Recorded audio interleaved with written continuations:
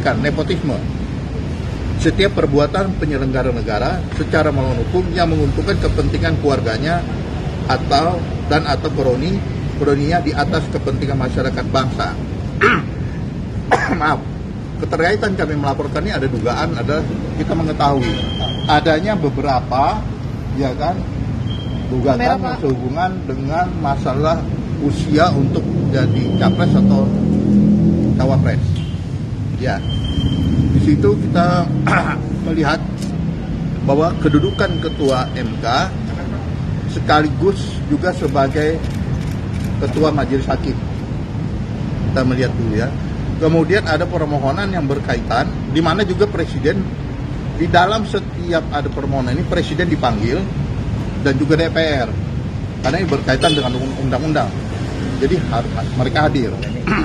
Nah, kemudian di dalam daripada salah satu permohonan atau gugatan seperti MK ini menyebutkan nama si Gibran, ya.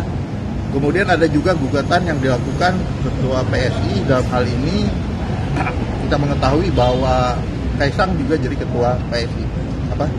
PSI.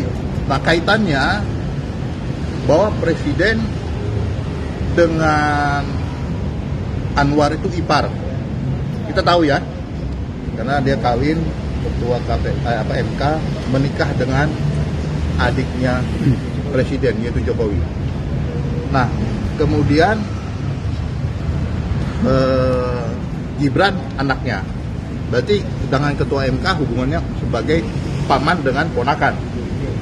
Kemudian lagi PSI, yaitu Kaisang, ada keponakan dengan paman. Nah, ini ada sesuai dengan undang-undang daripada kekuasaan kehakiman, ya kan, kalau punya hubungan kekeluargaan itu ketuanya majelisnya itu harus mengundurkan diri, itu tegas.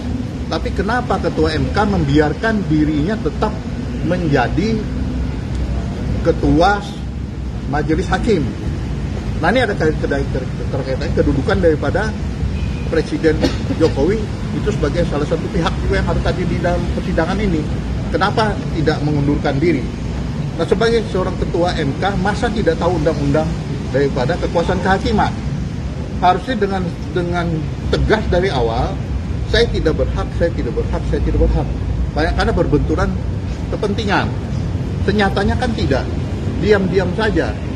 Lebih-lebih lagi adalah di sini Presiden Jokowi juga tak hadir itu dihadiri oleh kuasa hukumnya, tidak juga menyatakan meminta supaya ketua MK, yaitu ketua majelis hakim Pak Anwar itu mundur karena berbentur kepentingan.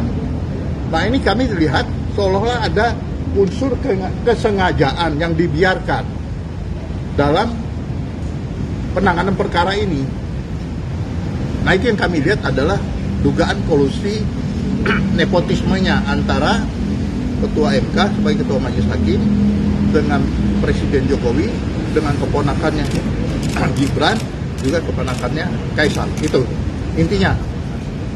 Dalam laporan keluarga Pak Jokowi kan saya melihat itu ada 8 9 hakim MK termasuk panitera yang dilaporkan. Ya, apa alasan dasarnya? Itu kan yang menurut kami, karena kan kalaupun hakim-hakim itu juga harus mengetahui, harusnya kan minimal menyuarakan juga hal itu. Kenapa diam semua? Iya kan? Walaupun dia anggota majelis, dia tahu dia pimpinannya itu mempunyai hubungan kekeluargaan, hubungan kerabat, harusnya menyampaikan dengan, ya kan? Tidak bisa. Ini melanggar. Ini kan yang dilaporkan ke Dewan Etik. Ya, kami juga yang melaporkan. Sudah kami laporkan. Ya. Pak, lalu laporan itu apakah diterima oleh KPK? Terima. Tadi sudah saya sampaikan yang foto tadi diterima. Kita tunggu lagi tindak lanjutnya. Kita berharap negara ini kan jadi bersih. Bagaimana masyarakat pimpinan yang akan datang? Ini kan bicara tentang ini kan. Bagaimana mau percaya dengan nanti kalau yang terpilih presidennya si anu gitu kan? Apalagi berkaitan dengan kalau yang cawapresnya adalah Gibran, kemudian menang, orang jadi bertanya-tanya gitu kan. Sementara negara kita negara hukum. Bagaimana mau terjadi penegakan hukum? Sudah terjadi adanya kolusi dan nepotisme. Gimana mau menegakkan hukum? Kalau korupsi